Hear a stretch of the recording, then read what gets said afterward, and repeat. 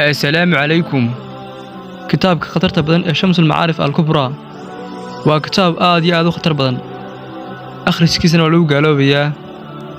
هذا كتابك waxa qoray ayaa la yiri Axmed ibn Yusuf ibn Ali Albuni waa suufisi xoroolaa waxaana ku dhashay magaalada Buuna hadeeran loo yaqaano Cinaabo waxaana ku talaa dalka Algeria ama Jazaa'ir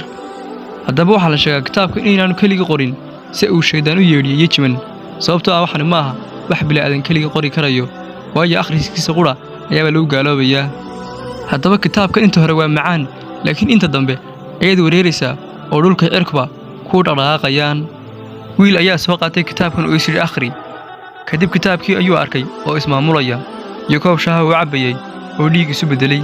inta kadib waxa soo garaacay guriga waxaan isri fur markuu guriga furana cid soo garaacay waa waayay ilaa 3 jeer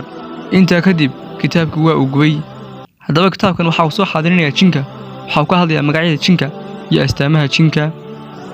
hadaba kitaabkan waa 40 qaybood qof kastana waa looga digaa meesha lagu arkin waa la gubaa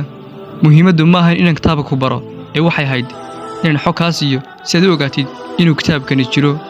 wassalaamu calaykum